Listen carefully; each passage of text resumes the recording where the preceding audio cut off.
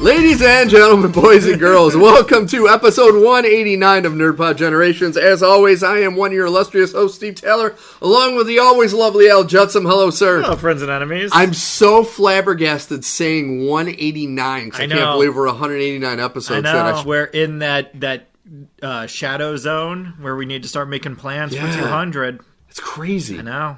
I still can't believe it, man. Yeah, I know. I'm just sitting here trying to do the math on how many years of content we are in. I think we're like 3.5 at this point. Because I'd say we have to maybe, what would you say, we average an hour and a half over all of the episodes? Average an hour and a half. Typically, an episode is about an hour and a half, and then sometimes it's 2, and then on like 3 occasions it was 2.5 hours long. Yeah.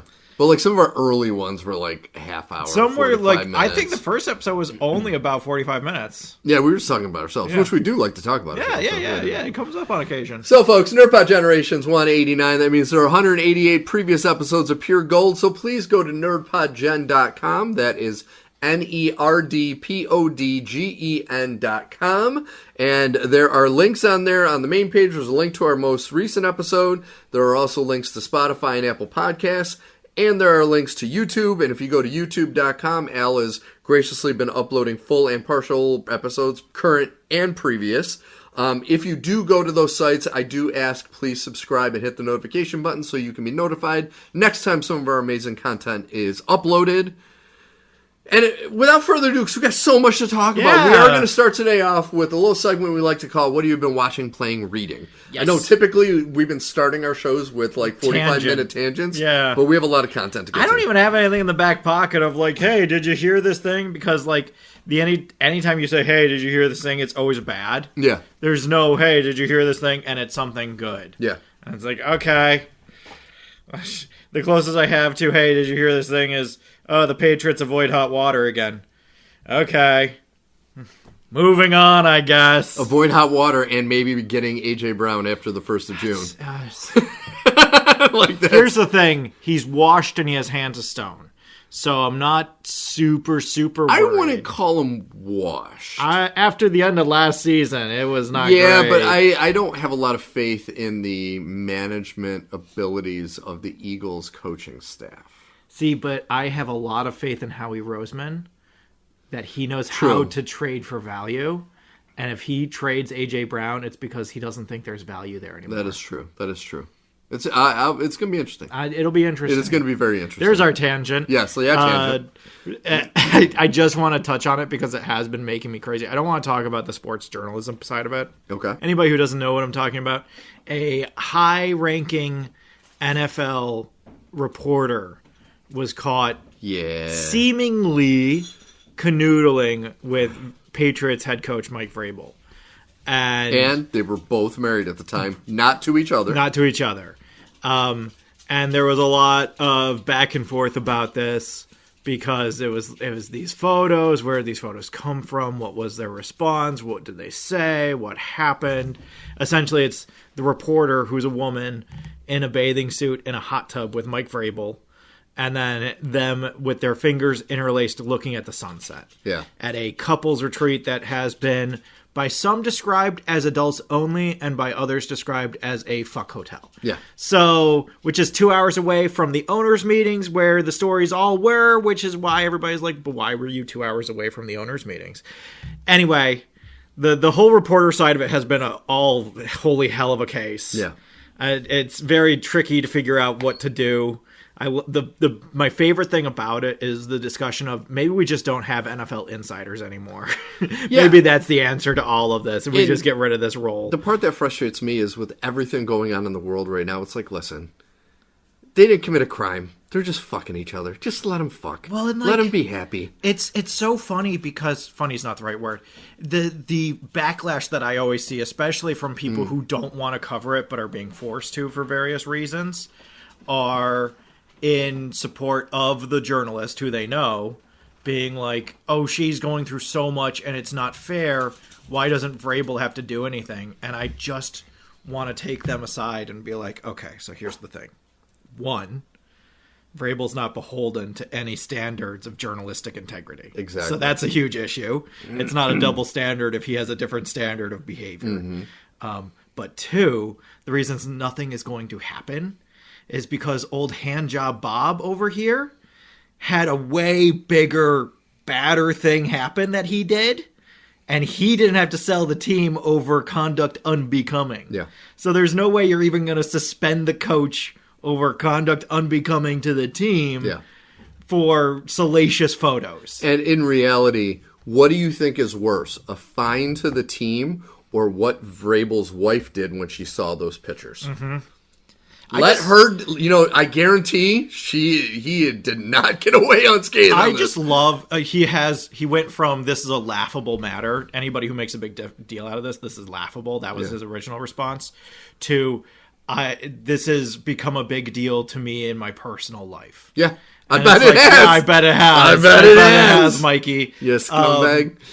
But again, came out in support of Steph Diggs. After Steph Diggs got accused of domestic violence against several women. Yeah. Came out in support of Steph Diggs. Yeah. So, and when Steph was handing out candy, a.k.a. drugs, to people when he should have been in training camp, came out in support of Steph Diggs. Yeah.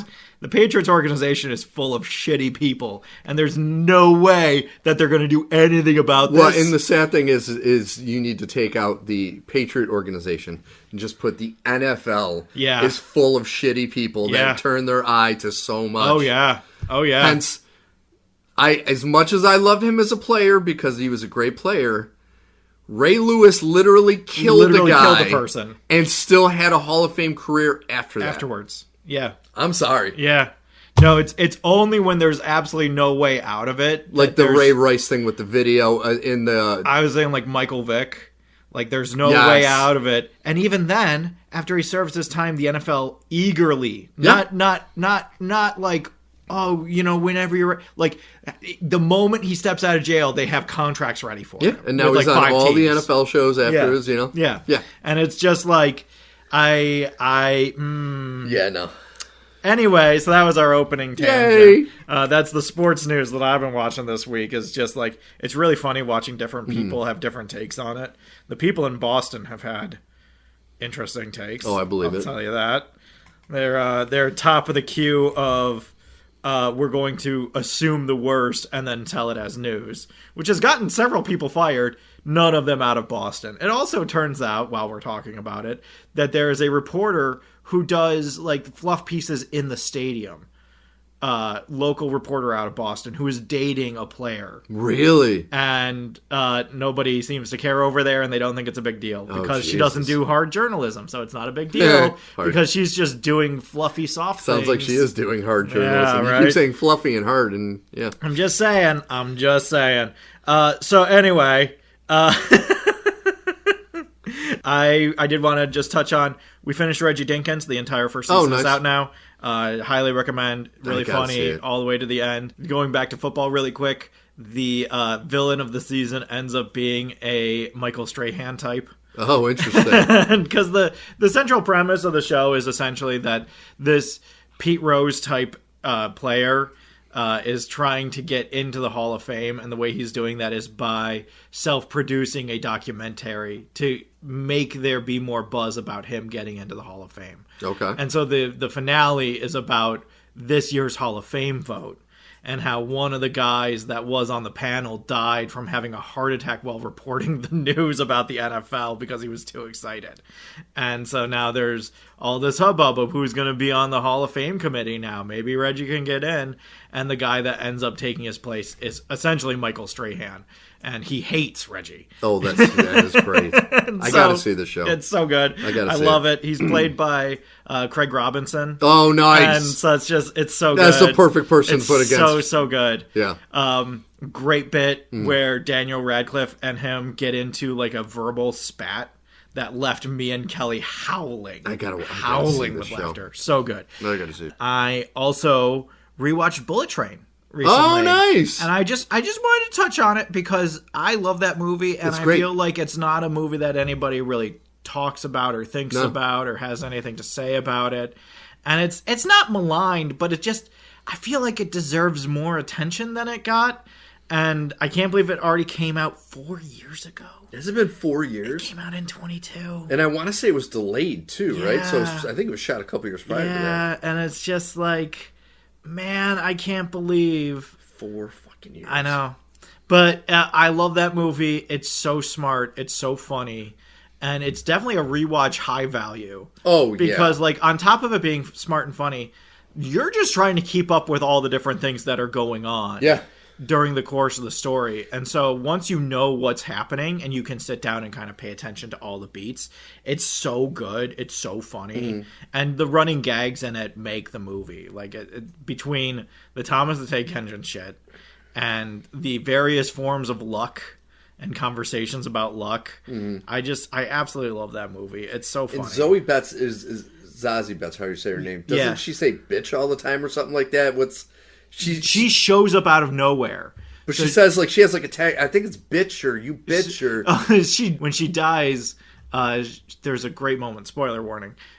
So she is an assassin who... Yeah, she gets stabbed with the venom. Yeah. Brad Pitt, after administering the anti-venom to himself, says, "Oh, do you have a second dose?"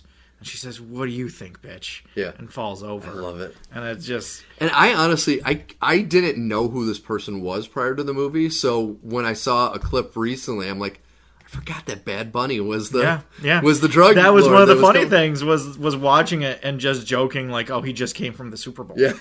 Like Nice. it's so funny. His whole name, his whole like legal name is in the credits. He's not listed as Bad Bunny. Yeah. And so you're reading there and you're like, who is that? Oh, it's Bad Bunny. Oh, it's Bad Bunny.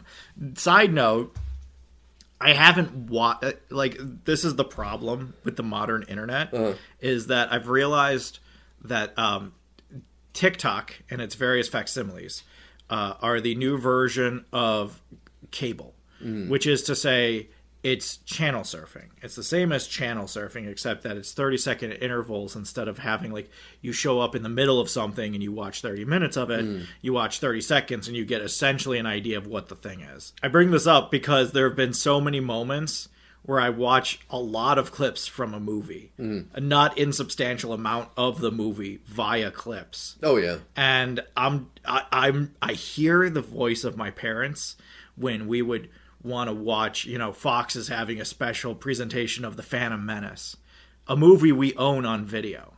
And we would want to watch it on Fox because it's on TV and it's great. And my parents would just be like, but we have the video. You can just watch the video version and there's no commercials and it's not Pan&Scanned and why not just watch the movie?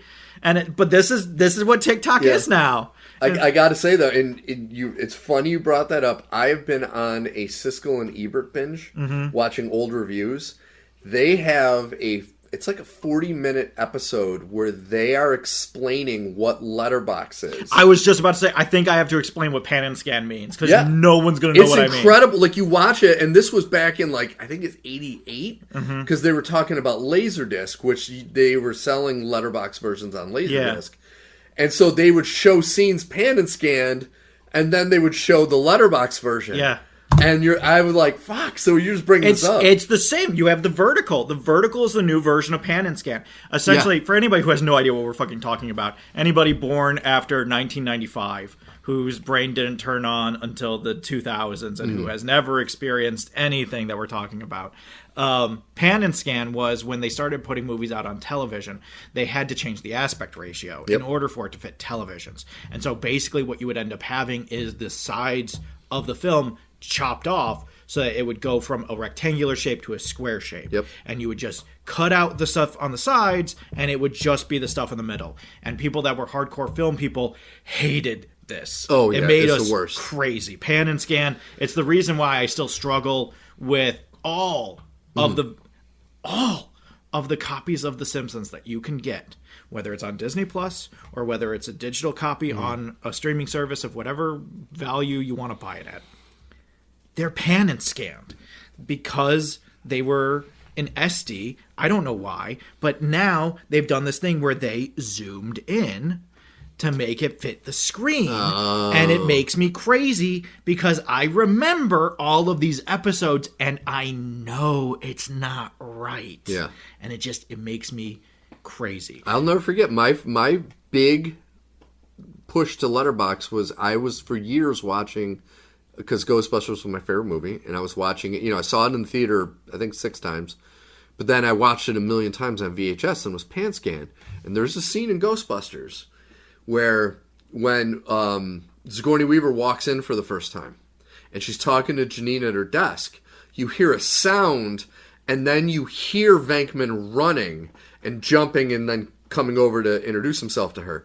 In the Letterboxd version, as she's talking to Janine, you see his head pop up. Mm-hmm. And that changes that whole scene. And I, for years, had forgotten about that until I saw the Letterboxd version. I'm like, how the fuck did I not remember that? Yeah, no, exactly. Stuff gets lost on the side. Huge. There are moments in episodes of The Simpsons where they'll reference something and they'll point down. Mm-hmm. So they'll reference like those little bugs that Fox would put in the corner. And they'll point down and you can't see what they're referencing or it's cut off. Because of the Pan&Scan, and it makes me crazy. But anyway, all of this is to say, that's what the vertical is on TikTok. It's the newest version of Pan&Scan. Yep. We've gotten even smaller now, and everything is cut out, and all the bits that slow everything down are cut out, and it's just bam, bam, bam, bam, bam, bam, bam, bam, bam. All of which is to say, I haven't seen Happy Gilmore 2. I've seen enough scenes to know what I think of the movie. And it's that I think Bad Bunny is really funny and nothing else is interesting. It is a horrific movie. It doesn't look good. I like Haley Joel Osment playing a dick. I like just that he plays a dick. Yeah. Not that he's good in it, but I like that they have him playing a dick. The only good thing I could say about that movie is they got Eminem to play John Lafferty or whatever, the one that was heckling him, calling him a jackass. Yes. He plays his son, who is paid to heckle him. That's funny. And it is, because it's Eminem calling him a jackass. And it's funny as hell. The rest of it is horrible. Yeah. Do not waste your fucking time. No. The only thing I find funny about it is the relationship between Adam Sandler and Bad Bunny. Yeah. I think they have really good chemistry, and I think the characters play off each other really well. Everything else I've seen about it, I'm like, man, I do not need to see this movie. Nope. I'm all set. That they did that thing where they reset to 0, and it's just like, you can't reset to 0 on the reboot, guys. Like, you got to pick up at least with some idea of what happened previously. So anyway, all of which is to say, Bad Bunny is also good in Bullet Train. No, he's great in Bullet Train. He's great in Bullet Train for like the 10 minutes he's on screen. And I love the pacing in this movie. I love the style of it. I love the how do I want to put this? Like, there's this attention to detail, and then they throw it away. And then they go back to it, and there's a high attention to detail, and then they throw it away. And it's just like these moments that you're just left being like, oh, is Lemon dead?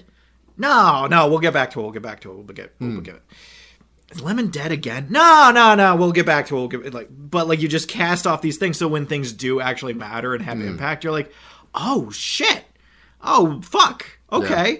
That said, going off of things that have impact, I still don't like the end of this movie, which, not the end, just the derailing of the train. Yes. The derailing of the train feels like a producer came in and said, we need a bigger thing at the end of this movie. Yeah. And so we're going to have the train derail, and it's going to crash into this Japanese town, and that's going to be the end of the movie. And I'm just like, that doesn't feel right. There's this whole thing of like, there's no one else on the trains. There's no innocent bystanders around anymore. It's just the main characters now. And then you're going to reintroduce bystanders on this big wreck that's never addressed in any capacity.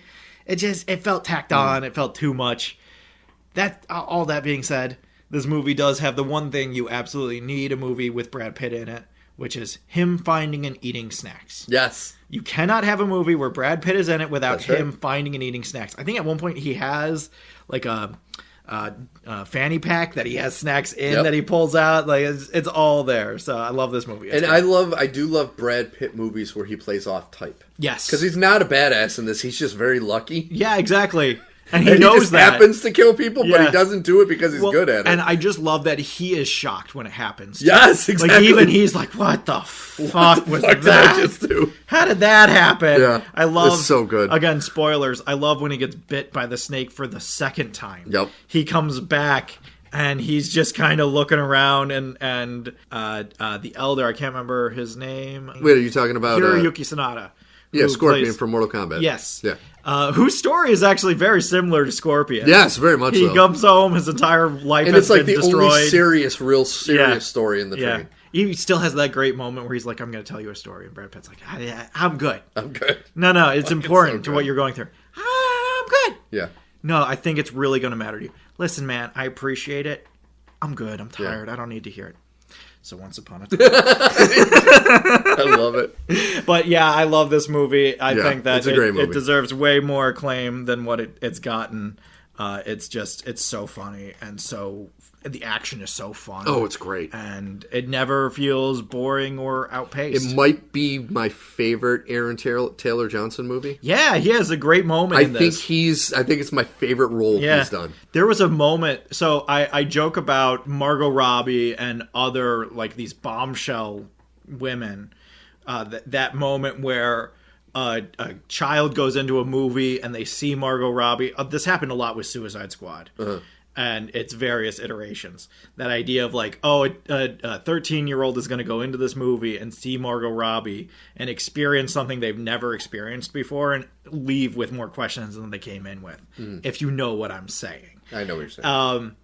There's a moment that Aaron Taylor Johnson has that I think would cause the same crisis in this, where he steps off onto the platform and he lights a cigarette and he's just in this really nice suit and he's really put together and the camera spins in on him while this music dramatically plays and he goes up and he's like, listen, stop fucking with me. Stop calling me. I'm doing your job. Stop messing around. There's the guy. He's definitely not dead. My brother's with him. I'm going to get back on the train. And I was like, this is the kind of thing that's going to cause a crisis for some teenager. Yeah. Oh, I believe it.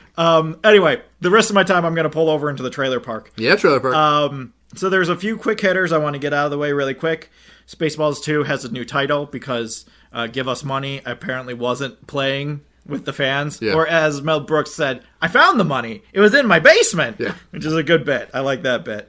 Otherwise, no new updates, and I still don't care, and I'm wondering why it's taking 2 years to make Spaceballs. The only thing that I am super excited about is Rick Moranis is definitely in it. The cast has been doing like interviews. Yeah. And just knowing that this is his first movie in fucking forever. Yeah. But just the fact that he's back as Dark Helmet, I'm very excited about that. Having Rick Moranis back is a huge deal. Oh, it's amazing. I'm not going to go into it, but if you don't know the backstory with Rick Moranis leaving Hollywood, look into it. It's an incredible story. Yes, it is. Godzilla Minus One, I also don't have a ton to say about it, just because I don't know what to do with it. Minus Zero. Minus Zero, excuse me. Godzilla Minus Zero. I mean, if it's a third as good as the first one, it's still going to be great. It'll still be good, yeah. My thing is that there's a moment at the end, which is also spoiled in some of the thumbnails, which is Godzilla walking past the Statue of Liberty. Yeah. And I just end up having questions. But again, this was also the movie where, spoiler warning, the woman who very clearly should have died shows up and she just has an eye patch. Yeah. And you're just like, oh, but she died. Yeah. Like, I saw her die. And I'll be honest, I really don't want America brought into this. That's what I'm wondering. Is like, where's this going? It was such a clean metaphor. Yes. The metaphor was so cleanly done that to try and commercialize it feels weird. Yeah, I agree. It feels like this weird bastardization of like, okay, so we had the parable and it was perfect, and now the parable gets guns. Yeah. And you're like, wait, whoa, hang on. I think this might be a hat on a hat. So we'll see. I don't know.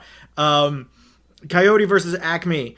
I would love to be excited about this, except that this was a movie that Warner Brothers wrote off for tax purposes years ago, and now they released a trailer seemingly as a joke about how they wrote it off for tax purposes under the auspices, and this is very important, that it never see the light of day ever, ever, ever, and they could get their money back. Yeah. They waited 4 years, and I guess that counts as ever, ever, ever, and now there's a teaser trailer that comes out on tax day about this movie coming out, and I'm just like, I want to be so excited for this movie. I was excited while I watched the trailer, and then I turned to Kelly, and she looked so upset, and I was like, why? Why are you upset about this? And she reminded me, and I was like, oh, fuck. Yeah. Oh, fucking fuck. But, and I'll be honest, to me, Looney Tunes are dead. They were the best when they were their best, and they were at their worst when they were edgy. Mm-hmm. Because when they were edgy, The violence was funny. It was like Three Stooges type violence, but then they were at their worst because they were insanely racist. Like, you go back and watch those old Looney Tunes. Some of them are rough. Insanely racist. Like, not even remotely hiding how racist they are in those shows. Yeah.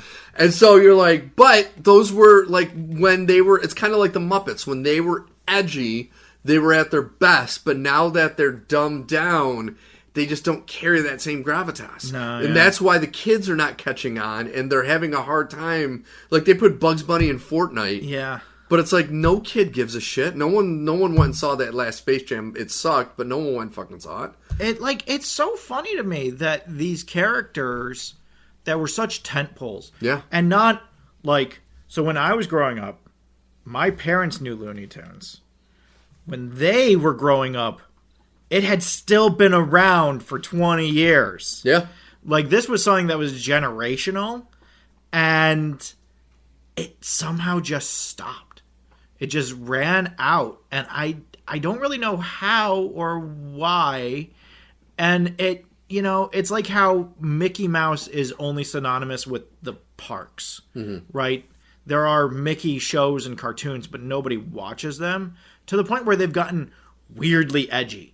Like, really weird, almost off-putting. Like the animation is almost anime style. Well, the animation is like that really cheap Flash animation, but then the writing on them is just weird. Yep. Weird and off-putting, and like not the flavor that you come to expect from Mickey Mouse. And in some ways you'd be like, that's a good thing though, right? And there's something about this that just doesn't... This doesn't fit in the square hole. Yeah. I don't know how else to put it. It just doesn't go in. And Looney Tunes, like, for whatever ways that they've tried to reinvent themselves, it just has never worked. And I wonder what it is, because violence is as invasively permeating as ever. The humor would seemingly translate. Slapstick is still a thing. Whereas Mickey Mouse, there had to be this level of cleanliness to it. Now Mickey Mouse is like, no, I'm filthy. And Warner Brothers is like, we don't know how to make cartoons. Yeah. And I'm just like, Not at all. I don't know, man. I don't know how we got here. I don't know how we got here. Speaking of similars and how we got here, Focker-in-Law, which is the most recent Meet the Fockers.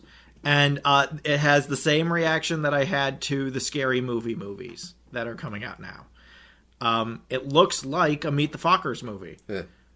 If you're into that, I think you'll be into this. It looks exactly like the other ones. It's Ben Stiller, and now his son is an adult and is getting married to Ariana Grande. And Ariana Grande is just like Robert De Niro.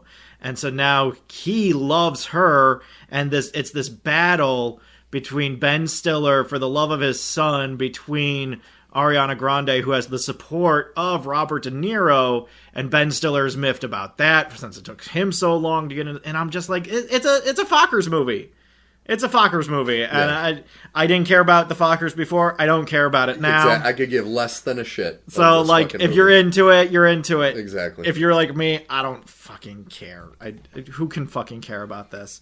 Other things that I don't think I care about, but I think are funny. Hungry, the Killer Hippo movie. I watched the whole trailer for this. You watched about 5 seconds of the trailer for this. Because it's Lake Placid, but with the hippo. We both walked out with the exact same experience, which is, it's Lake Placid, it's Anaconda. Cocaine Bear. All these big creature feature, eats people. Yeah.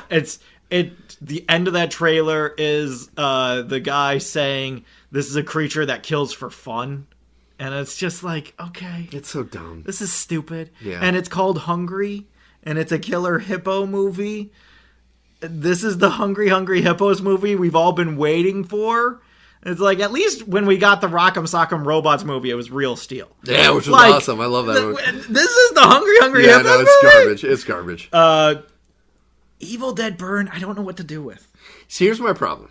And I think I voiced this with Evil Dead Rise, which was a good movie. I admit it. It is not Evil Dead, because what Evil Dead always has been is gory horror, but with tongue-in-cheek comedy. Yeah. And you don't have that. No. Like, this looks... I couldn't tell... If it didn't say Evil Dead Burn, I could not tell this was an Evil Dead. It just looked like some zombie. Well, like, I was trying to figure out, like, okay, so it's a bunch of people being possessed and becoming Deadites, but they don't look or seem like Deadites. No. And so you're just like, I don't know, isn't that kind of the whole thing? Isn't that kind of... There's a moment of, like, a guy seemingly being possessed and carried off by a ghost through the air. The stunts look cool, but the trailer gave me no information. I have no idea what this is. It comes out in 3 months.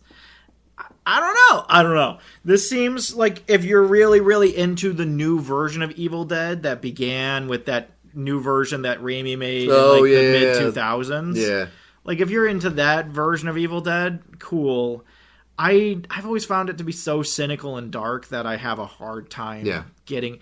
It was having an entire family kill each other and then invade an apartment complex. That was the part that I was like, I think I can't... Yeah. This isn't for me, man. And here's the deal, listener. If you have never seen an Evil Dead thing, just go see Evil Dead 2. Rent Evil Dead 2. Rent Army of Darkness. Watch those 2 movies. Just be done with it. It's so funny. So, quick tangent. My experience with Evil Dead was very unique in that I didn't see any of the Evil Dead movies until I was 26. Oh, wow. And I had seen most of Army of Darkness on AMC during one of their Halloween marathons. I had known and been aware of Evil Dead, but I had known that Evil Dead 2 was the bigger deal. So I finally decided to rectify this situation. And I sit down and I'm like, well, you gotta start with the first one. Oh, God. You had to start with the tree rape. And so I watched Evil Dead, and I was like, man, this is dark. This is dark, and then at times weirdly funny, and then it gets really dark again. Yeah. And then I watched Evil Dead 2 the next night, and I was like, this is the same movie! Yeah. This is the exact same movie, but funnier! It's the exact same movie, just funny now. Yeah.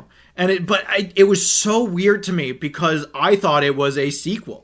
I thought it was one of those things where you had to watch the first one in order to understand the second one. No. The second one is the first one. Yeah. It's just funny now. With a bigger budget. Yeah. Because, the first one they made for nothing, and it was barely... It was definitely an underground hit. Yeah, yeah. But that was just so funny. I'll never forget that experience of watching it and just being like, well, why the fuck did I watch the first one? And Evil Dead 2 still has my favorite box art for a VHS, which is the skull with the eyeballs. Yeah. That is one of the coolest fucking box arts. Oh, iconic. Absolutely iconic. Yeah, I had that poster in my dorm room. Oh, nice. Somebody else got it. I didn't get it. Somebody else brought it in. That's fucking awesome. So 3 quick ones to wrap up. 1, Jack Ryan Ghost War. It's not done. We're still doing Jack Ryan shit. I'm interested. I think this could be fun. I think the plot is kind of a B plot, but it has what I need out of Jack Ryan's story. Jack Ryan saying, I'm a civilian, and everybody else being like, uh-huh, sure. Yeah. And Jack Ryan saying, no, really, I'm a civilian. And everyone else being like, no, Jack, I know. Yeah. You're a civilian. Now get in the truck, and we're going to go solve this problem. See, and I like the John Krasinski shows. The 3rd season, I got to admit, kind of jumped the shark for me. Yeah. But I'm kind of done with him as Jack Ryan, because to me, Jack Ryan is and will always be Harrison Ford. Mm-hmm. I will throw in a Alec Baldwin for The Hunt for October, which is still a great movie. Not a Ben Affleck? Some of All Fears is okay. It's a weird one. It's not bad. I've had such a struggle with Some of All Fears because it has stuff that I really don't like, and then it does something really interesting that I think makes it really memorable. Yeah. I mean, you have Morgan Freeman as the president. You can't. That was my problem. Honestly, really? That was my problem. Was that I was so used to the James Earl Jones character. Yes. And so when it's a young Jack Ryan and this older black man shows up and it's not him. Yeah. I was like, but you're supposed to be his mentor. Yeah, James Greer. And he wasn't James Greer. And I was just like, but I don't understand. And James Greer's just not in the movie. He's just not a character in this movie. But actually nuking Baltimore, a dynamic and interesting plot choice. I agree. No lie, credit where credit is due. I agree. Actually having that happen, a bold and interesting plot decision. And I will say, not a terrible movie. No. The Chris Pine one? No, I think it has moments. That one's okay. It's a Kenneth Branagh movie. Yes. Is it good? Is it memorable? Yeah. Is it cool to watch? Yes. Yes, it is. It is fun to watch. Yes. But yeah, the Patriot games will always be my.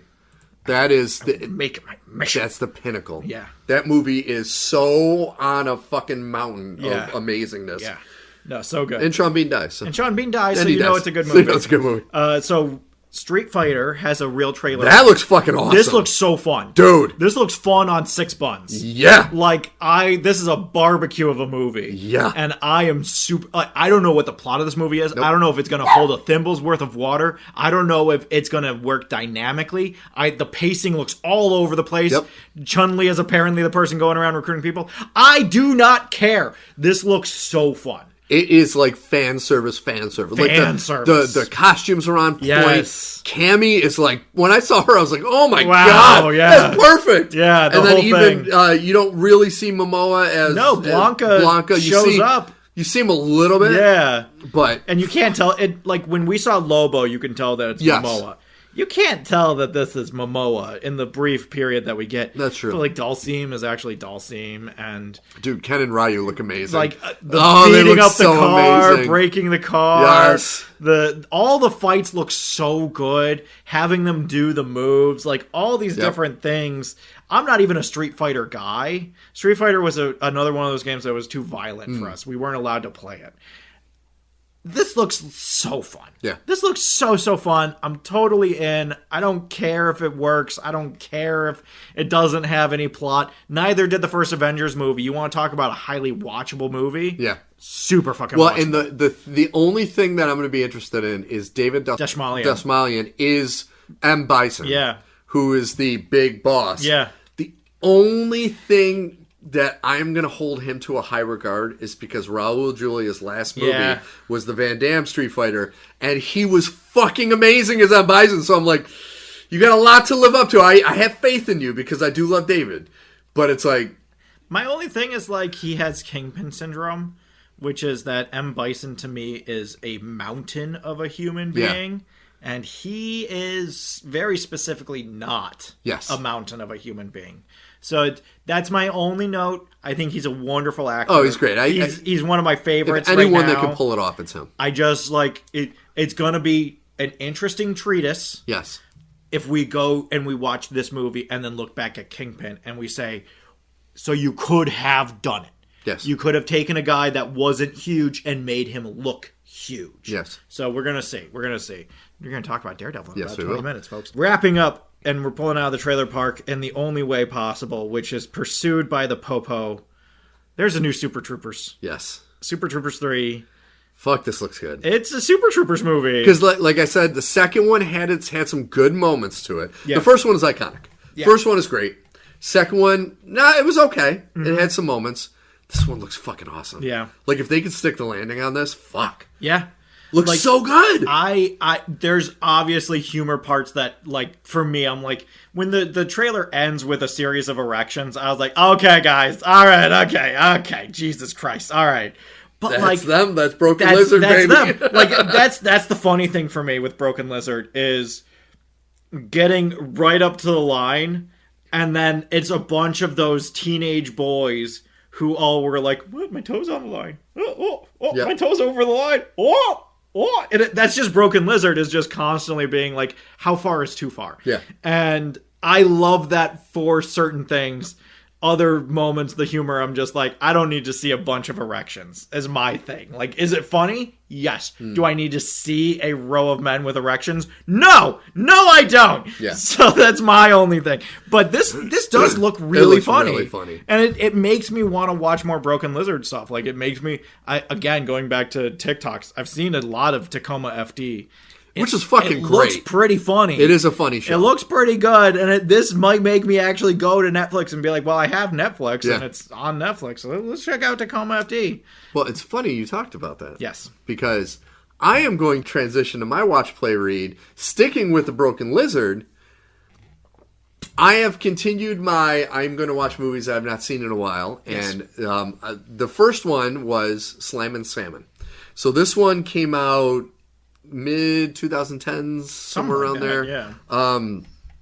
So it takes place. 99% of this movie takes place in 09. Oh, it was 09. Wow, that's fucking fucking been 17 years already. Jesus Christ.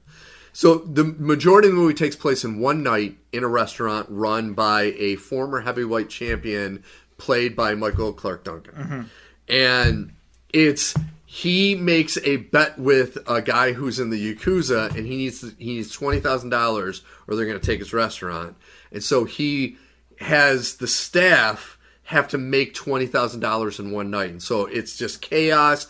It is fucking hysterical. If you have ever worked in a restaurant, you will laugh your balls off because it has so many things that are right there with the restaurant industry.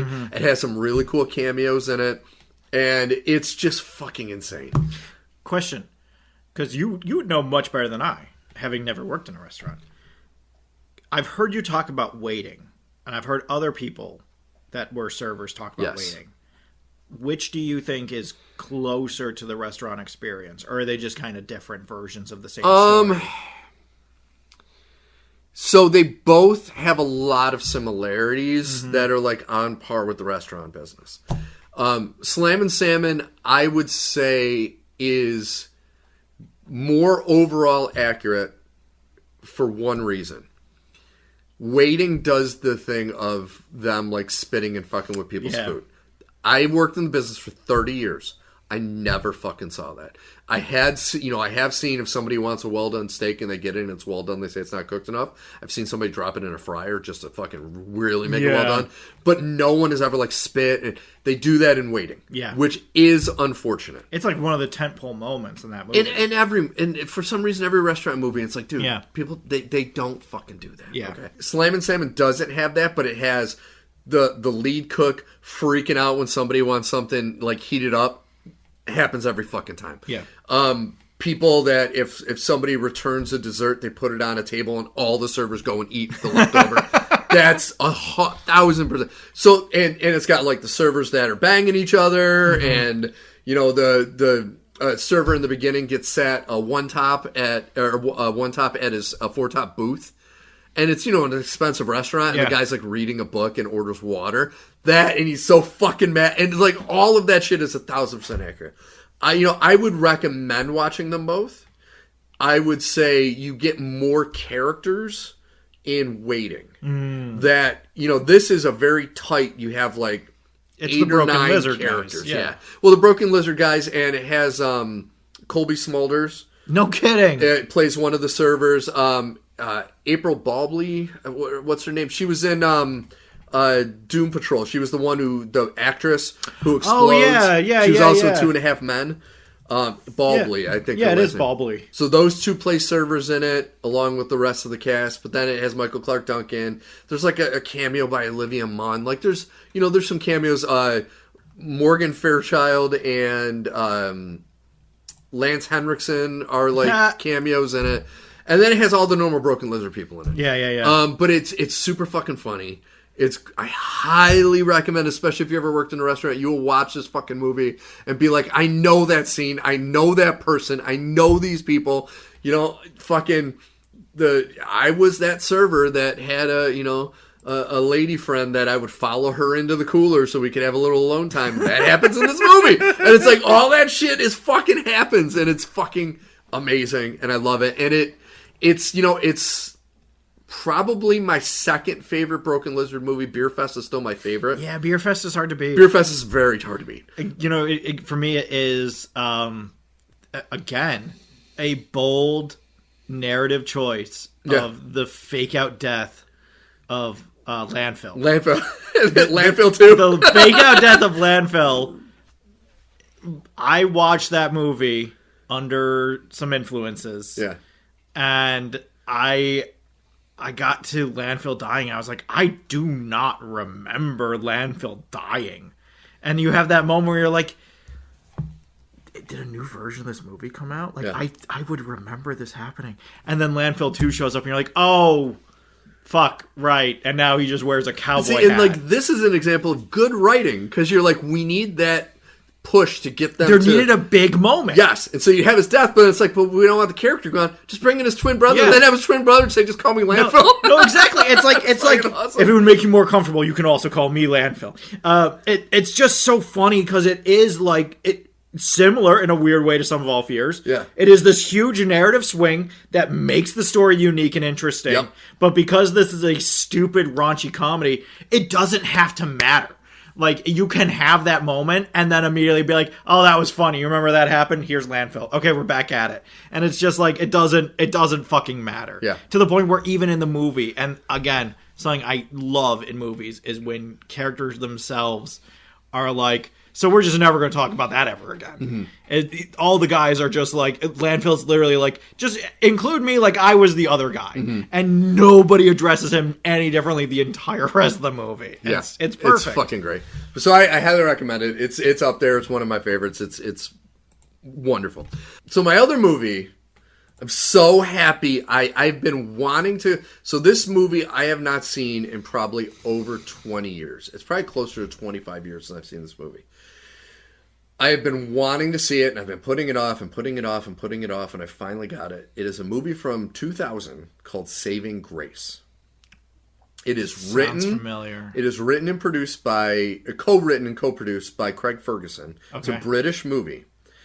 And I am so grateful that I got it because it's amazing. It is about a woman whose husband dies, and she is like a master gardener, and they live in this beautiful big house. And he has racked up all these debts and left her with no money. So Craig Ferguson is her gardener, and he's trying to grow weed. And he's failing. And so he brings the plants to her. She ends up growing this amazing strain. And he's like, we could fucking sell it, and it'll solve all your problems. And it is fucking amazing. It's a great British comedy. Yeah. And it has... Okay, so I'm going to count Death at a Funeral as a British comedy, even though it was directed by Frank Oz. It has my second favorite stoned person scene next to Alan Tudyk in Death at a Funeral. Yeah. That is the best high-stoned human being. Walking out on the veranda naked and just... And then when he was spitting and then sucking it back up and laugh. That is one of... But this has a scene that Grandma's Boy stole. Oh, yeah? Because Grace grew a lot of things, including tea. Oh. So there are these two old ladies that run a shop in the town that go to see her, and she's in London trying to sell the weed, but they see the plants and they think it's tea, so they cut it and they make tea with it.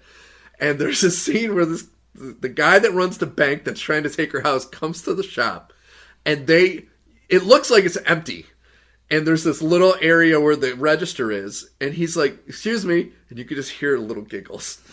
And they come up, and then they quickly fall down. Then they come up with googly glasses, and one of them is eating cereal. Cornflakes. And she's like, these cornflakes are marvelous. And they're just giggling. And he says, Grace, and she says the line that I always have, Grace, I love her. I really, really love her. And they're just it is one of the funniest high scenes I've ever fucking seen in my life. It is so great. But the movie itself is, it's a very sweet movie, and the friendship between Grace and Craig Ferguson is so Grace is played by, she was a very famous British actor, Brenda Blythen. She got nominated for an Oscar in Two Left Feet. I want to say she was the mother to Daniel Day-Lewis's character in that movie. Okay. But it's got Martin Clunes, who's a very famous British comedian. Same with Bill Bailey, who's been in... he was in Hot Fuzz. He was the one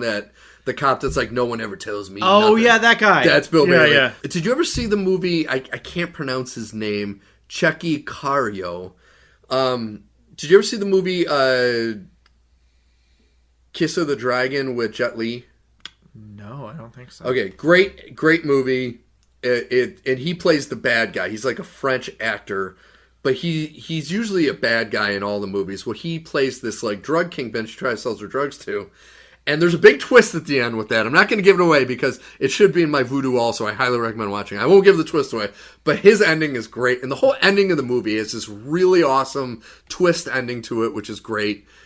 But it's so fucking wonderful. It's just one of those warm blanket movies to where it's British. It's got the very cheeky British humor. Like the doctor, this is back in the day when pot was still very bad. Yes. And so the doctor is smoking pot all the time, and he's trying to hide it, and it's fucking great. Yeah. And like all the characters in the town are really funny, and the situations, it's not like a typical American comedy where they got to force it. It's just everything just naturally flows, and it's fucking great. Yeah. So I highly recommend it. Saving Grace. If you're into movies that have not come out in the last 10 years, a lot of people like the newer movies. 2000, great movie, highly recommend it.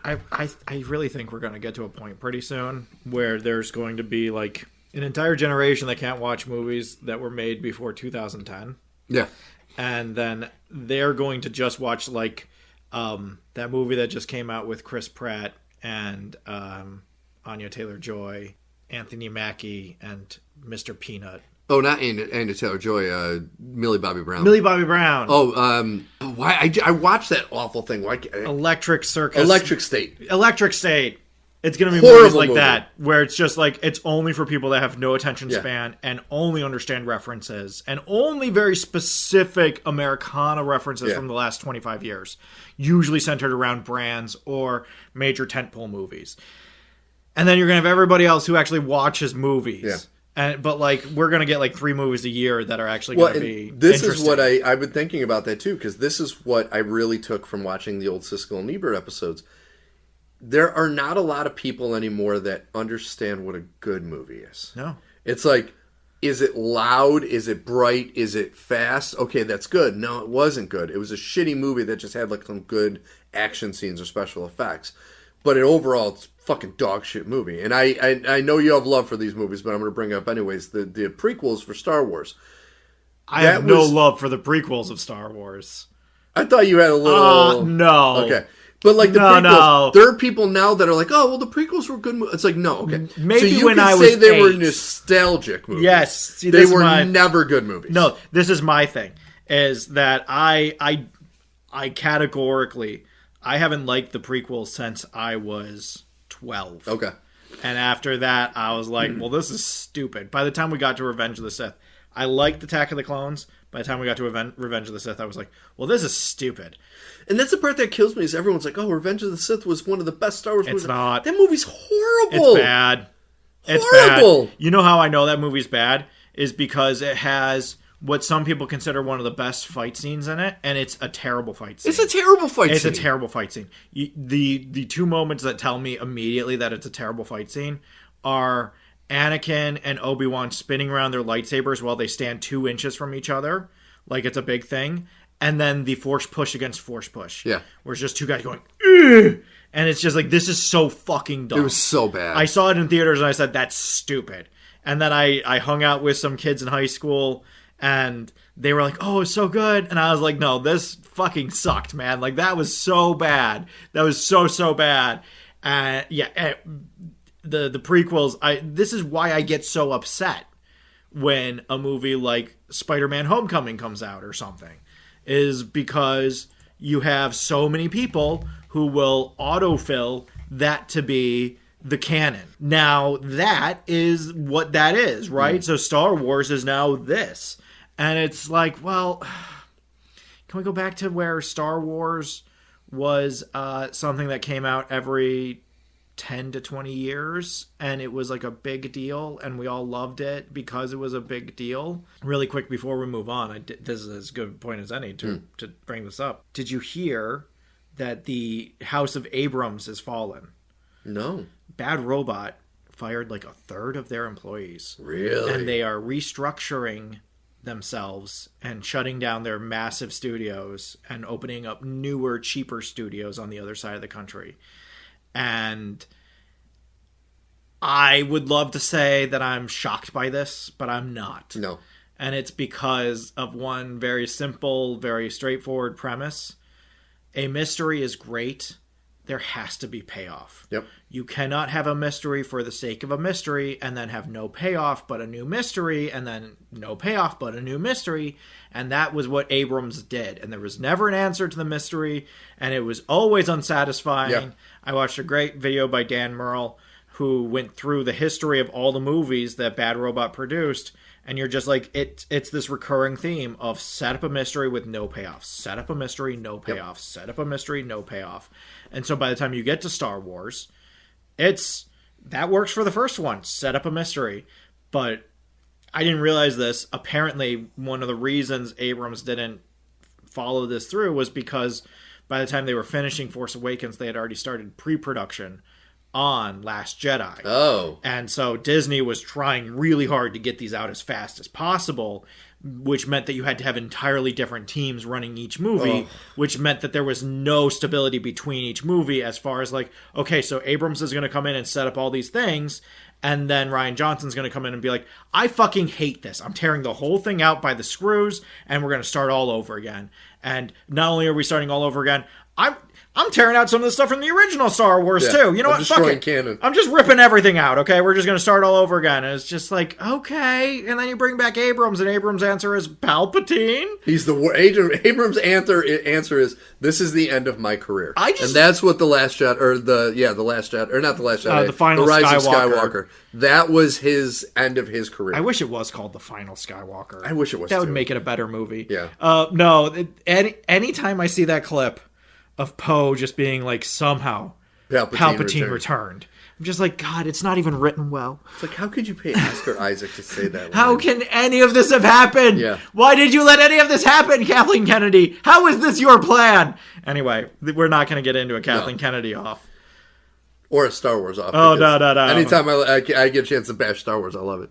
All right, so we got to move on. We got to talk about Daredevil. So we had the are first weeks behind on Daredevil. So we had the first episode we talked about. Yeah. There's been 4 more episodes since then. Yeah. I still feel the same way about this show. I have weirdly come around in some sectors on this show. I still haven't. So here's my thing. I am literally pulling up my phone right now to go back and look at episodes because that's what I have on my phone. I don't really remember the ins and outs of each individual episode. Yeah. That's not good. That isn't good. You want to have some kind of tentpole moment where you're like, I remember this. Like when we were talking about Andor Season 2, we remembered, good or bad, every episode that we watched and what was in them. And it's like, there are tentpole moments that I do remember from a lot of these episodes, but there's also a lot of so much filler that I don't remember what the episode was actually about. So that's not great. Yes. I found out something interesting about myself. Watching Daredevil beat up ICE agents will salve over all kinds of problems I have in this plot. You tired about Daredevil's stupid psychologist ex-girlfriend? Don't worry. Daredevil's going to beat the shit out of some ICE guys. You are frustrated about the whole thing with Josie's and how there's no other superheroes in this story? Don't worry. Daredevil's going to beat the shit out of some ICE guys. Are you annoyed that this court scene is kind of hackneyed and not up to the standards of the court scenes that we've had previously? Don't worry. Dee's about to just fucking flip out on ICE. And it's just like, okay, I guess as long as I get to see Daredevil beat the fucking shit out of some ICE guys, I guess I'm okay with a lot of these things. And then Bullseye shows up and you're like, well, this is even better. So it's like, I don't know. You must have loved the beginning of episode 4. Is this a good thing? I don't know if it's a good thing. Is it something that kind of helps? It does help. It doesn't take away from the baby Gandolfini of it all. I'm so sick of baby. Yeah. I've been trying to come up with a baby Gandolfini spoonerism. There isn't one. And that's how bad he is in the show. And I think the showrunners know this because, a little bit of a spoiler, in episode 5, they kind of dangle that he might be getting whacked. And you're like, yes! And then when you're not, he's like, oh, fuck. So again, spoilers for season 5, for episode 5. Okay, so episode 2 called Shoot the Moon. Yeah, we'll get there. This again is so slow and frustrating, and at this point we still don't have Daredevil like fighting ICE agents. There's a little fight at the end of the episode where they get to his hideout and he fights a few guys. There's not like a... Shockingly, they figured out where he was staying. It's like, I can't believe it. That's incredible. It fucking drove me nuts. But like this again is one of those episodes where it's like, I don't remember the plot of the episode. So a lot of this is about Daredevil trying to figure out, I have to get into Red Hook and find the stuff, the guns and other illicit things that were being brought in by Kingpin. And meanwhile, Kingpin is meeting with the governor because the state of New York is finally pulling funding for him and being like, you can't have everything. We have to draw the line somewhere. Yeah. And you're just like, I would love for this to not be a commentary on American society, except that it's exactly where we are right now. Of just like, so nobody's gonna step in? Well, that's what this episode really was. I mean, I think the tentpole scene in this is when the girl, what's her name? Angela Del Toro, who is the niece of the guy that was the White Tiger. Her and her aunt are shopping. They see something. Ice shows up. Yeah. Starts arresting people like they're doing in real life. Yeah. And that was like the tentpole scene because it shows her finding the amulet. And like, okay, so this is lining up that they're pretty much setting up that this facility Daredevil has to get into is also an ICE detention center. Yeah. And so they're like, okay, so now we're setting that up. And I love, because White Tiger 2 is more important than White Tiger. She just is. White Tiger 2 is a more important character than White Tiger. She just is. And I love where they're going with this. I do like it. Yeah. They've done nothing but fuck up. They've done nothing. Making the young girls into the superheroes so far. Not only that, they've also not done her any favors in terms of giving her anything interesting to do. Yeah. She just kind of shows up and has stuff, and then, like, you find out later on she slashed someone's tires. Yeah. Or she found a way for them to get walkie-talkies. Or she grabbed a gun off of somebody at one point. And it's just like, okay, can I see her do any of this stuff as a superhero? Not really. Okay. I give them a little bit of a pass because she just put the amulet on. She just is getting it. I could give she hasn't been doing this for a while. But I agree with you. I like where they're going. Yeah. I'm expecting them to fuck it up like they did with Echo and fucking Miss Marvel and Kate Bishop and so many others. They've done nothing but fuck it up. So, even Yelena has been a mixed bag at best. Exactly. Yelena's great for the circumstances she's in. The people she's around her by, she's way better than most of them. That doesn't mean that she's great. It just means that the truckload of shit they've surrounded her with. And we got to throw in Ironheart, which nobody even remembers anymore. I because didn't even remember that it was bad. a thing, yeah. I still have to watch that because I love the Hood as a character. The Hood is one of my favorite characters. I've heard that they fucked it up. I've heard that this is why I haven't watched it. The Hood is a magic character, and I know that Mephisto's in it, played by Borat, which is like, why? Yeah, it's fucking dumb. But, like, at the same time, I'm like, can you not fuck up the Hood? I would love if you didn't fuck up the Hood. The other big storyline with this is that because Baby Gandolfini has to have like 20 minutes of showtime. The two parts of this show that at this point need to be cut off like gangrenous limbs are the ex-psychologist and Baby Gandolfini. With BB. Because the stuff with BB could get interesting if they go anywhere with it, but under its current system, it cannot go anywhere. The thing is, I think they've already fucked it up too much. Yeah. So, like, if it's they close. you're right, though. Those two things, especially the fucking side, at least the Baby Gandolfini, you could say, plays some part. The therapist plays no fucking Why is part. she here? I don't Why get do we it. care? And she spends so much time in episode 2 and 3. Granted, by 4 and 5, she's out, right? Yeah. There's no scenes of her in 4 or 5. But, like, in 2 and 3... she is such a staple character at those moments, and I'm just like Vanessa trying to hook her up with she Fisk's and Vanessa, bodyguard. and then we have to sit through the date with fucking Buck, and I'm just like, this sucks, man. Dude, it was and terrible. then Daredevil beats up a bunch of ice guys, and you're like, oh, I forgot about all the shit parts of this episode. See, and that's the thing is I can't forget about it. It's so bad. Yeah, no, that when we sat down with her and Buck, I was like, these are two characters I don't care about, who have no bearing on the original Daredevil series, and were replacement for actual interesting characters in that series. And it's like what they're ruining with Buck is the thing I liked about him was you didn't know anything about him. Yeah. Keep it that way. Yeah. Keep him this mystery. No, we're but not. now we're learning about his likes and his dislikes and learning about a backstory. It's Yeah. like, no, I don't want to fucking know anything about him. And he is this shady character that works for Fisk and you know is the most deadly character in the show.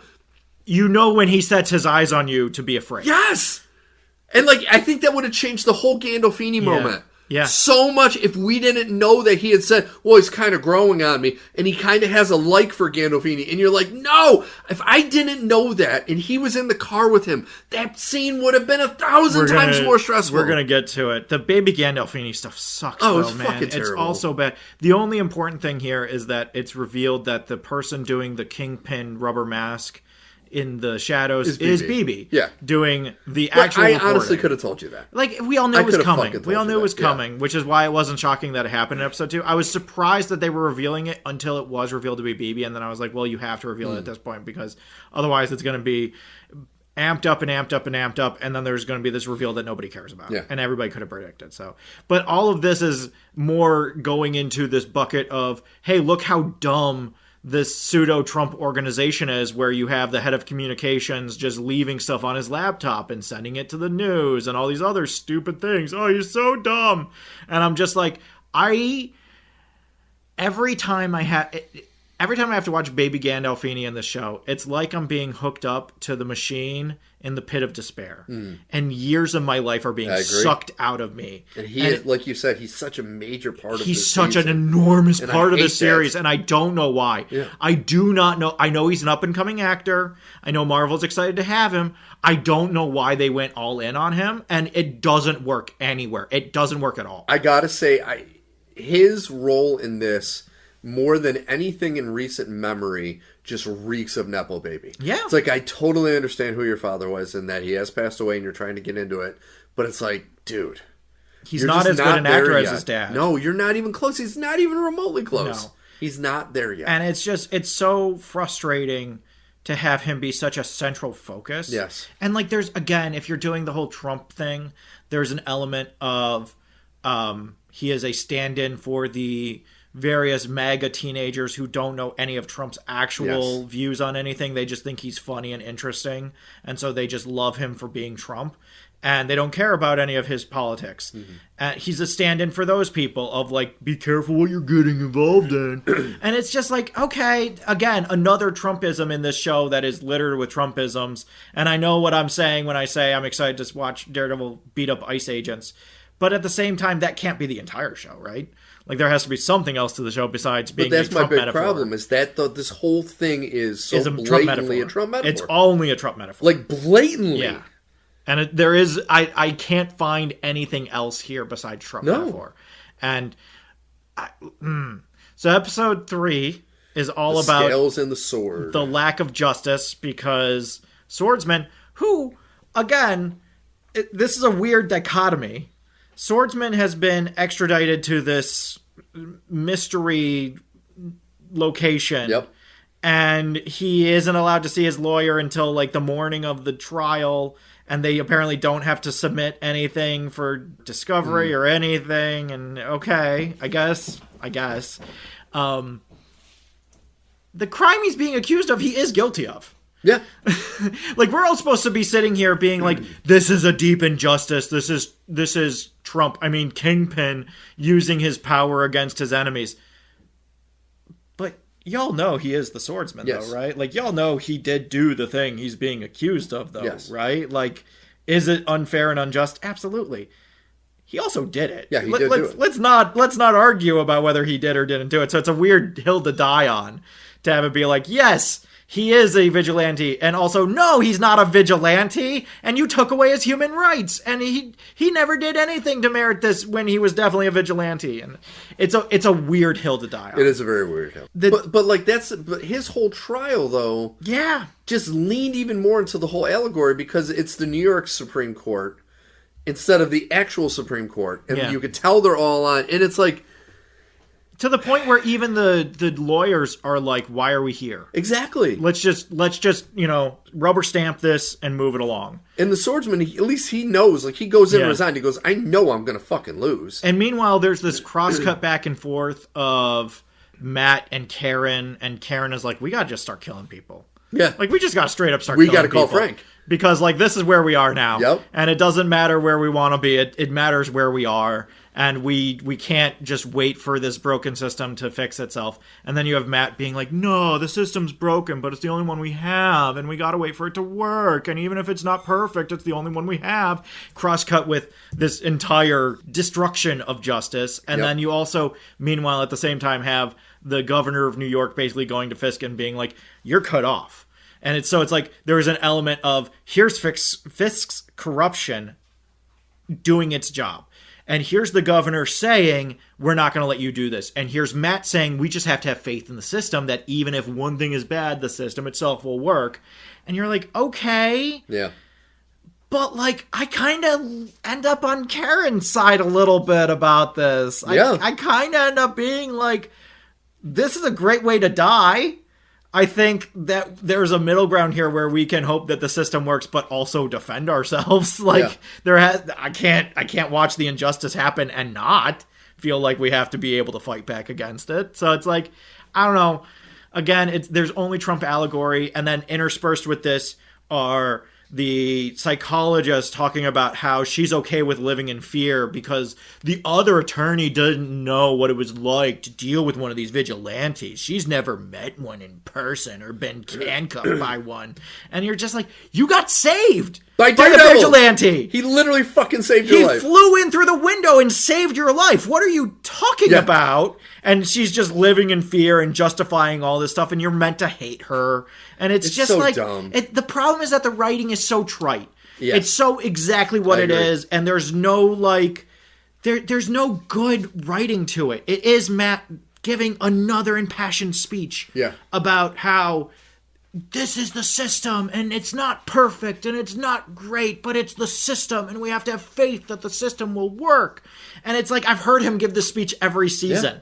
And that's fine, but we haven't had this as the backdrop of every season. Yep. And so it just comes off as a little disingenuous of like, Matt, my dude, politely, you gotta know that there's a line, right? There comes a point where you need to turn into Batman. You can't just just keep on saying like, no, it'll work itself out. And then he goes off and beats up ICE agents, and you're like, okay, cool. He beat up a fuck ton of ICE agents. The moment he whips like full-ass bars of rebar into human beings, I'm like, this is what we came here for. Thank you. I've been waiting for this moment. There are so many cartoons and comic book panels of superheroes fighting back against ICE that have come out this year for very obvious reasons. Yep. I have been waiting for any major superhero group to actually stand up in canon against an ICE-type contingent, and we're getting it here, and God help me, I love it. I rewatched it 3 times. It made me so happy. It is pretty awesome. To just be like, how's it feel when someone uses the same rules that you're applying by against you? Yes. I don't think you're going to enjoy it when it happens to you. I agree. And that made it for me. So there was a scene I did enjoy in this episode, and it's when Matt goes, as Daredevil, goes to visit McDuffie and has her close her eyes and like walk him through. That was good. That was really well done. I will give them credit on that. That's the type of scene I would like to see more of. Yeah. Something that's meaningful, but it's also him almost transferring his powers over to somebody by saying, just close your eyes and really... And I thought that was well done. That was so well done. And then the escape at Red Hook was okay. I liked it. It was all right. I liked it to the point where the ICE has them surrounded, and then Karen and Angela drive up in a bulletproof battle tank. Yes. And just park it, and suddenly none of the ICE people know what to do. And it turns into this whole like... Karen starts shooting people. And then Karen starts shooting people, and Daredevil's like, whoa! Yep. And I'm like, no, Karen's right. I gotta tell you, Karen is 100% right on this. There's no doubt in my mind who's right and who's wrong. It's Karen. 1000%. But then, like, you have all these guys who are supposed to be shooting at them, and then the bullets just stop while they're discussing what they want to do. And Angela's like, do you know how to drive this? And Swordsman's like, I guess. And he jumps in, and then everybody goes their separate ways, and they start shooting at them again. Yeah. And ICE goes to chase. Oh, their tires have all been slashed. And it's like, it just felt a little it was disjointed. Cheap. Yeah. For how good everything leading up to that moment was, it felt like they got to that moment, and they were like, we don't know how they escape. But so Deus Ex Machina, here's this tank. It's like, we know that the AVTF, which is the ice version of Yeah. this.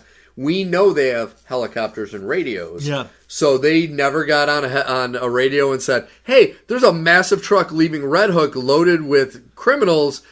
Get the helicopter in there and follow. Nope. Well, my favorite thing, and this happens in movies, right? This happens in My Beloved Die Hard.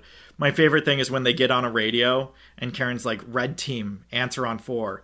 And I'm like, no one else on that radio has any questions about that? Yeah. No one else has like any follow-ups of red team? What the fuck is red team? Yeah. And then goes to Channel 4 to find out what's happening. And they're like, hey, meet us by the back door. And it's like, nobody? Yeah. Nobody has any I agree. So like, but again, this happens in movies all the time.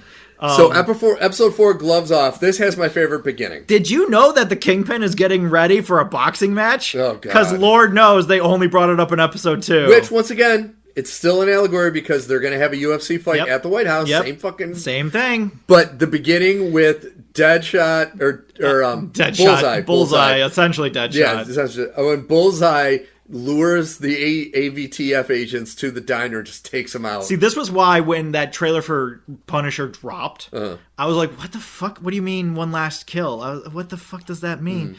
Because in this, he lures Ice to the location by saying, hey, I see the Punisher. Oh my God, he has a gun. And he just hangs up the phone.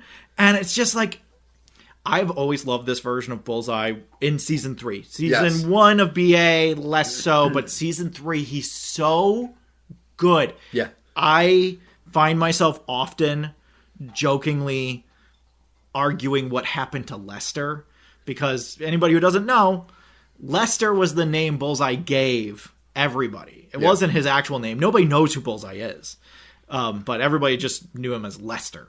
And so every time I see him, I'm like, so where's Lester? Yeah, what happened to Because Lester? he's not quite Bullseye. He's almost Bullseye, but he's not quite Bullseye. Yeah. And this got us closer. This definitely got us closer. And what I loved about the beginning is they show him like in his day-to-day routine where he's like feeding a cat or his neighbor's cat. And he's reformed in a way where he only wants to kill Fisk in the fucking He's like, I'm a good guy now. I'm a good guy, but I'm going to kill the AVTF and Fisk. Those are the only people I kill. So I'm a good guy. We're on the same side. And he kills a lot of them. Oh my God. Dude, that opening scene was amazing. I got so scared when he walks over and he sees the dog. And he's like, dogs and diners are unhygienic. I was like, don't fucking ruin this, man. Ben, don't fucking ruin this, dude. Like, let's go. Dude. And he goes, and it's fine. So good. But, like, I love that moment. I love that beginning of the episode. I love when he shows up and he's just like, what's good here? And the waitress is like, I don't know, milkshakes?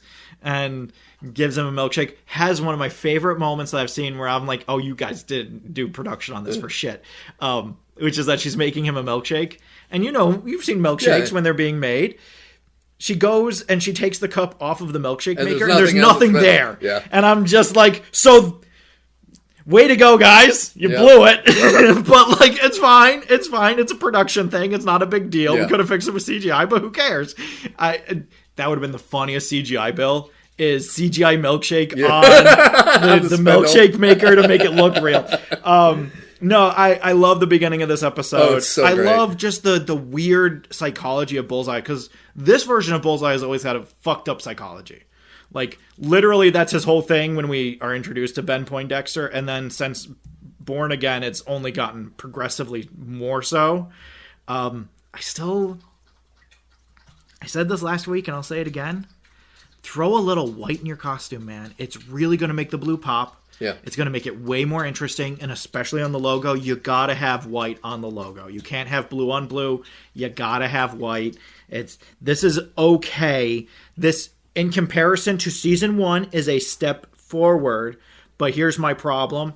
The Little League hat from the Season 3, when we're introduced to Bullseye and we see his background, still a more accurate logo for Bullseye than any of the ones he's had. So I'm just a little annoyed because you have it on a Little League hat and you can't seem to recreate it here, and I don't know why. Doesn't seem like that big a deal, but they did get the character right. They got the character right. They could do the costume. You're right. Yeah, I love I love parts of the costume. Yes. The combat boots and pants are interesting. It's a new, interesting, dynamic version of the character, which I don't dislike. It's more that gritty realism. Yeah, it puts it in the real world instead of him being in tights. Yes. Okay, all right.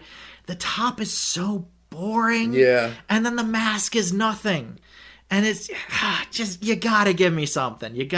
Bullseye has these ringlets on his arms that are white. He has big patches of white around his costume. And then, of course, he has the white bullseye on his head. Give me something. You're not giving me anything. Give me something. I can see that. Unfortunately, the rest of this episode is Governor's Ball. Terrible. More stuff. And then the governor bows to fucking Fisk. Yeah, well, the governor says to Fisk, as long as you have Vanessa, you have my support. Because Vanessa schmoozes the governor. And says, you don't know my husband like I know my husband. Yeah. And you have more baby Gandolfini going to BB and being like, are you the person leaking stuff and ruining my life? And her being like, what are you talking about? What are you even talking about? And being like, someone's ruining my life and I think it's me, but I can't say that, so it has to be someone else's fault. And this is like literally like 20 minutes of the episode, interspersed throughout the episode in these like 3-minute chunks. It's just baby Gandolfini melting down. I had a party and you called the cleaner and I thought I could trust you, so I made you dinner, but I don't know how to cook. I just followed the instructions online and it's incredible. And have you been leaking my information? And it's just like, this sucks. This sucks. Can we all just look around and agree that this sucks? Yeah. And then Bullseye goes out and kills a bunch of ice guys, and you're like, hey, you know what? It's not that bad. It's not that bad. Give him time. Hang on. Give him a minute. Give him a minute. So as this progressing towards the fight, yes, you get a scene where Butch kills the last surviving crewman of the North Star. Yes. So that kind of closes that storyline of them hunting them. There's now no longer a legal way to prove what was on the boat. Exactly. And then you get to the fight. Yes. So I have to rewatch this because the fight's dumb. It doesn't make any fucking sense. It's in fucking Matt's dad's fucking home gym. It's all these things that, like, I get it. I understand why it is. I understand that it's a tactic by Kingpin specifically to get under Matt's skin. I don't know. He also wanted to get Bullseye to come out of hiding, and he knew that doing this. And they talk about it, and that's why he doesn't want Vanessa to be there. But of course Vanessa shows up. Because she has to pull her Adrian moment. And baby Gandolfini shows up in all the merch that he bought with his own money. All his Trump merch. For whatever reason. And he's like, there's a discount? And it's just like, dude. That was the worst writing. They had to ship some of this stuff to your office for approval. Dude, it was the worst. They're selling it at the venue. This isn't some street vendor. Like, they sold it at all his scenes doing that, freaking out about the merch. I was like, am I all fucking of his scenes, period. This? They all suck. Like, they all suck. But at least the other scenes had something to do with, like, the plot line. Yeah. But just him freaking out about the merch price? Ugh. I was like, this is the dumbest fucking shit. But it's so funny. Isn't it so funny? Spoiler, Bullseye takes out Vanessa at the end of the fight, and it looks like she only got a shard in her chest.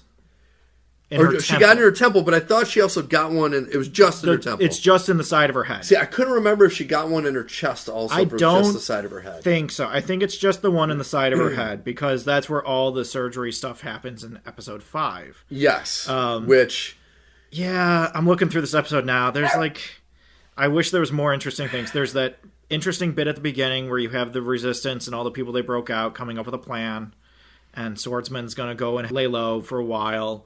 That was the other thing. We have this stupid CIA plotline. Matthew Lillard is still where's around. He been? He comes in intermittently, and he says, we had a plan, and you didn't do the plan, so why didn't we do the plan? And then Kingpin finally says, do you know who the fuck I am? Why the fuck do you think you can talk to me this way? And I wish they would have done more with that. Yeah. Because it was still kind of like a whiny Kingpin. Instead of him just like... I wanted him to like stand up and walk over to Lillard and have that physically imposing body and say, don't you fucking know who I am? He has Buck shoot his men instead. Yes! And it's just like, okay... Kingpin would have got up and broken their fucking skulls with his hands. I wanted him to something where like he picks up both men and slams them together so hard they both die. Yeah. And then picks up Lillard and throws him. And then walks up to him and says, are you sure you want to continue to have this conversation? Yeah. And it's like, that's the Kingpin. Exactly. And that's what they needed to do. So they were like, it was like a small step in that direction, but they needed to take bigger strides. Yeah, it's at least not Kingpin weirdly with his tail between his legs. Like, I love Vincent D'Onofrio, but I'm so tired of sad Kingpin face. Well, this is the writing. Yeah. Because he wasn't like this in the other seasons. You know, the first 3 seasons, he was the fucking Kingpin. He was the fucking Kingpin. God, in season 2, when Matt goes to prison, when Frank goes to prison, and he sees Kingpin doing heavy lifting, and you're just like, this is the fucking Kingpin, man. This is it. This is the whole thing. So good. And just here, it's just sad Kingpin face all the time. And you're just like, I'm so tired of sad Kingpin face. It's just not. And so the episode ends with Vanessa supposedly, seemingly getting injured. Daredevil pulls Bullseye out of the building before anything can happen, but he gets shot in the chest. Yeah. And so now they're running away, and Vanessa's on the mat, and Kingpin is in white trunks, and you're just like, this seems like a lot of different things. Yeah. I don't know that this all works, but at least episode 5, which is the race to find out who dies. And I know what they were going for with this episode. Yeah. They're like, this is going to be the dramatic episode. I fucking hated this episode. I'm not going to lie. I hated it. Got to the end of this episode with the feeling of one of them has to die. I don't even care who. Between who? Vanessa and Baby Bullseye. Gandolfini. One of them has to die. But I don't care which of you it is. Whichever one it is can die. And people who complain about characters being fridged, because we complained about Foggy being fridged at the beginning of the show. Vanessa gets fridged in this episode. She's killed essentially for Kingpin's own personal growth. Spoiler alert. I would argue Vanessa was killed before season 1 of Born Again, when she came back a wholly different person than who she was in the Netflix series. Yeah. So I would argue Vanessa's been dead this whole time. And it's not what I wanted. I wanted Baby Gandolfini to die. I wanted both of them to die, frankly. But, like, I'll take one. But, like, the entire episode is just Baby Gandolfini on his phone being like, we have no comments about the state of the First Lady. He talks to BB and he's like, she's in critical condition. And then that gets leaked. And he's like, oh, BB! Yeah. And you're just like, this sucks, man. Meanwhile, we have bad. flashbacks of Buck. And we're learning about Buck's backstory, and we get to see Wesley for the first time, and we see what they're trying to play off as Foggy and Matt right before the beginning of the Netflix series, except they don't look anything like Foggy and Matt did in the Netflix series. A fucking dick? Yeah. Like a douchebag Like a dick. super dick. Yeah. And I'm just like, I don't know, man. I wanted Foggy back too, but this is a weird way to get there. And it's like, it was such a pointless flashback. So like, all right, so let's introduce this character that Foggy knows, that Butch is supposed to kill, but then doesn't. Yeah. And then this whole episode is him finding the guy, even though you don't see any of it. You only see the dude dead in the trunk of the car. And it's like, that was the most worthless fucking flashback. If I want to see what Foggy and Matt were like, I will go watch the first 3 seasons. Yeah. I don't need it. Same thing with the fucking Kingpin Vanessa, how they first met. Yeah. I will go watch that first season. It literally was a weird, like... shot for shot thing. It felt like them officially saying, this is not the Netflix universe. That's what it felt like to me. It felt like them saying, this is similar, but distinct and different from the Netflix universe. But it's too similar. Like, their whole introduction, the whole way they met in the art gallery with the white painting. Yeah. That's exactly... That's what I'm saying, is that it's supposed to feel the same, but it's different. It's so fucking stupid. It feels like them saying it is different. It's the same, but it's fucking dumb. The difference between 21 and 22. Yeah. This is Universe 21. This is Universe 22. They're essentially the same, except for some very minor but important changes that will be the reason why things happen in Netflix shows that didn't happen here, or why they would happen in the Disney show that never would have happened in the Netflix show. It's they're not the same. They're very similar, but they're not exactly the same. That's what I came away from this with. A thing that really pissed me off in this episode, and I know I'm super negative, but I can't help myself. They did a lot of zoom-ins, dramatic zoom-ins of the side of Kingpin's face, and you see that stupid scar. fucking scar from when he supposedly got a shot in the head. Yeah. Got shot in the eye. Shot in the eye. Shot in the fucking eye, and he's got a little scar on the side of his head. I'm like, dude. Does anybody remember that the Kingpin technically has a robotic eye? Yeah. Does anybody remember that? Nobody wants. Okay. It's fucking insane. It's not going to come up in the plot anytime? No. Okay. Interesting. Fucking insane. Could be something interesting to do, but I guess not. Somebody had a good fan theory that Kingpin actually ended up killing Vanessa because when she was saying she wanted pineapple juice and he said it makes your lips tingle, typically that's a sign of an allergy. Yeah. But then he forced her to get the pineapple juice because she really wanted it. And maybe that reaction... He didn't force her. He allowed her to have He allowed her, but like he was forceful towards the people to get her. Go get her this thing, yeah. So the ending, I know they would never do this, but when she died, the real Kingpin would have killed everyone in that room. Yeah. With his bare hands. Yeah. Or at least the doctor he met who was sat there like... screaming. Yeah. He would have killed every fucking person in that room. Yeah. And I'm watching that like, okay, here we go. This is the Kingpin moment. No, he's just a sad man. It's just sad Kingpin face again. He's doing the Darth Vader, no! That's what his reactions are. It's like, no! Yeah. Kingpin would not react like that. He would fucking kill all of them! He would go someplace where there would be a group of men specifically there just for him to kick the shit out of. Yes! At the very least. There is violence involved. Every time there's violence involved. And it's just like, man, you remember when a cartoon got Kingpin right and this show didn't? Yeah. Like, that's the thing that bothers me, is that Into the Spider-Verse, with its various limitations, got Kingpin right. And you guys aren't. And it's mind-blowing to me that you guys are just fucking this up. It's incredible. I don't hate this show. I think it's a little better than Season 1. But it still suffers from all the same problems as Season 1. Where are all the other superheroes? If vigilantism is such a big problem, why are there no other vigilantes anywhere else in the show? When the writing gets bad, it gets really bad. There's a Naruto Season 1 level of filler. Of like, here's this character you don't care about who's not important to the plot, which we know because they disappear for entire episodes at a time, but they are going to take up 5 minutes of this episode for whatever reason. Yeah. And to make you hate them, to be a metaphor for something, I don't know. But they take up a lot of real estate, and you end up just being like, man, I would love if there was some more superhero in the superhero show I'm watching. But that's been Marvel for 20 years now. It's just like, man, I would love if there was actually superhero stuff in this superhero show. But they can't even get themselves to make costumes before the end of a season. And I'll be honest, I don't foresee me ever enjoying this version of the show if this was the first time Daredevil was put onto film. Yeah. Like, if this is our introduction to this character on TV and film, I would feel different. Yeah. I would probably like it. I would have issues still, but I would like it. It is impossible to separate from the first 3 seasons. Nor should we. It has not been that long. No. And same actors. Yep. Everything's, like you're saying, it could be like it's trying to skew slightly different. It's too many similarities to not do a direct comparison. Yeah. And this is incredibly superior to those 3 seasons. And I know we bashed this to death. People are probably sick of us calling back to them, but you can't forget those seasons. No, it's a huge inferiority to what we had on Netflix. And even if it is like parallel to, it's not the same. I still have this as a proof of concept. Yes. I cannot.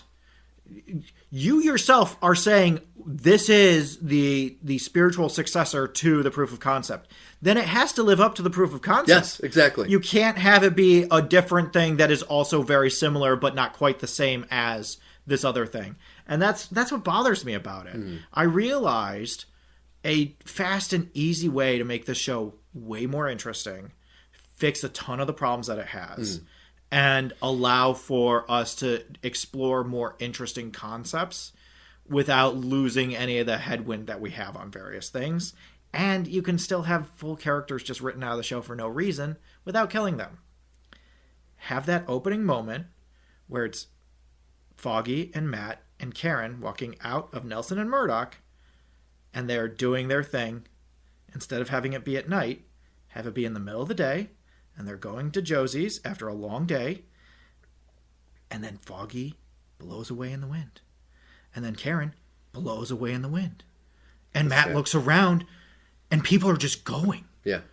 And now the entire show takes place in the 5 years during the snap. And that's why things are happening. And that's why Kingpin is mayor. And that's why we have to deal with some of these dumb characters we don't care about. And that's why emergency powers are in effect. And that's why no other superheroes are showing up.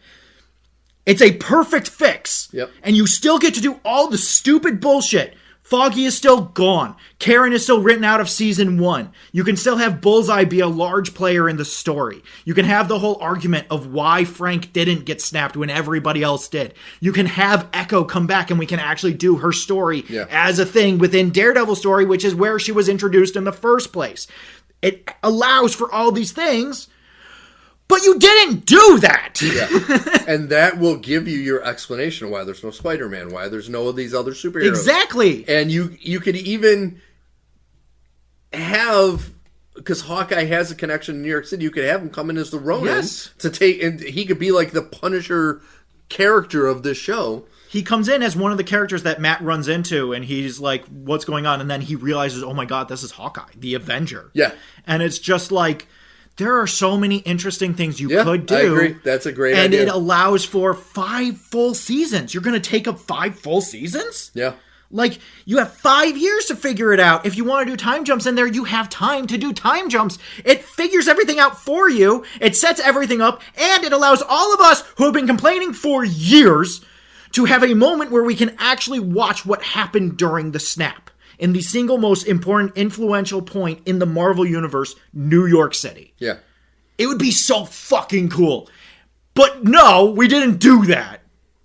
Marvel, hire me. I can fix this for you. No. I have a document right now called Spider-Man Tangled Web, which is just about fixing the MCU Spider-Man. That's all it is. It's just, here's how we fix the MCU Spider-Man. See, I don't think it's possible. I have some ideas. Because right now, so let's look at the MCU as a person. That person has been poisoned. Mm-hmm. But then they have a bunch of little cuts on them. So what you're saying, we'll put Band-Aids on the cuts, but the poison is still festering. Yeah. So, and the poison is Kevin Feige and the Disney hierarchy. In this metaphor, I am the penicillin that's being introduced to fight the poison of Kevin Feige. And deeper in the metaphor, the way that we save Spider-Man is with a full liver transplant. Because there's no saving Spider-Man in his current condition. But yeah. We're going to have to take parts out of him and work around with what we have. And he's not going to be the same, but we're going to use that for the character's development. Because if you're going to spend 5 fucking years doing an origin story when there weren't supposed to be any origin story in the entire line, but you spent 5 fucking movies, doing his origin story, we might as well actually be done with the origin story and move on to what's important. I agree. And I would have, and I bet you money straight up right now, I would bet $200. I would have J. Jonah Jameson hire Matt Gargan and turn him into the Scorpion. I bet you $200 that J. Jonah Jameson does not create the Scorpion in the upcoming Spider-Man movie. Oh, are you kidding me? Canonically made the Scorpion specifically to fight Spider-Man. I will bet you $200. Oh, you could bet me $1 million and you know you'd win that bet. There's no way. Because they already have kind of introduced the Scorpion in prison with Toomes at the end of Homecoming, where he has a scorpion on his neck already. So he already is the Scorpion. Yeah. He just gets out of prison and then he's the Scorpion. Yeah. I'm just telling you, dirty cop gets thrown off the force, turns into a PI, works with Jameson, ends up not being able to make ends meet, starts doing small business odd crime jobs on the side, gets arrested, hates Spider-Man, gets out of jail, meets up with Jameson, who says, "You hate Spider-Man. And I hate Spider-Man. And I just met this geneticist. I got a crazy plan. How would you like to no longer have to deal with the stupidity of humanity?" Just saying. You could do some cool ass shit. Introduce Mary Jane Watson as actually Mary Jane Watson. I don't know. Could be fun. I would be shocked if Jameson is even in. He's not gonna. This is my point entirely. He's There's not no even gonna way be in he's it. going to be in this movie. Even for a little cameo like he had at the end of No Way Home. where No, he said, not a chance. Peter Parker Spider-Man. Not a gonna chance. happen. Never going to happen. Never. Because Gonna happen. I'll be honest, I think they lost J.K. Simmons. I don't think he wants to. Do No, it. I know that he was not happy about this particular version. No, of because the he was. character. There was no better characterization of a character in any fucking comic book movie than J. Jonah Jameson in the Sam Raimi Spider-Man movies. He was fucking perfect. Yep. That first movie, I started crying almost because I grew up loving J. Jonah Jameson, and he was fucking perfect. He looked the part. He acted the part. He had the right job. He had everything was correct. I was so fucking mad when I saw what they did to him and turned him into fucking what's his nuts InfoWars guy, Alex Jones. I'm like, no, that's not J. Jonah fucking Jameson. Ironically, I think that's part of the reason why I don't think J.K. Simmons would come back. He liked the flat top. Yes, and they got rid of the flat top. Because he knew the fucking character. Yeah, he wanted the high and tight, and they got rid of the high and tight. He was so perfect. He was perfect. God, he was fucking You got it in perfect. one, and you fucked it up. I'm just saying. I also have the actual Lizard storyline. And I say actual because I want to do Martha and Billy Connors. I want to do the storyline where the Lizard may or may not almost eat his son. Yeah. That's the storyline I want. That'd be a I'm fun just story. saying. That sounds like a Disney story. We could do some fun shit. If you let us do some fun shit, we could do some fun shit. But you won't let us. No. So, well, and as long as Sony has the rights to all those side characers, they're just going to keep fucking it up Yeah, anyway. no, So. it's gonna be All right, folks. Well, that was a joyful end to Nerdpod Generations episode 189. Really hope you appreciate it. Next week, the big 190. I don't know what the hell we're going to talk about, but Probably hey. Zootopia 2. Oh, yeah, Price Zootopia 2 and Daredevil episode 6. So Yeah, we probably. have some stuff to talk Probably. about. So Nerdpod Generations episode 189 is in the books. Make sure you go to nerdpodgen.com and check us out. Al, who does our artwork and our music? Our art is by Kortney Howell. Our music is by Brendan Williams and James Connolly. I am Alfred Judson. And I'm Steve Taylor. I like that we got one more tangent on out the door. Yeah, it's like handing a cookie out to someone as they leave the shop. That was nice. Yeah. Until next week, friends and enemies. We'll be... I was going to make a furry joke, but I don't have the guts to do that on the internet. We'll fucking be here. It's late. We're tired. Have a good week, friends and enemies.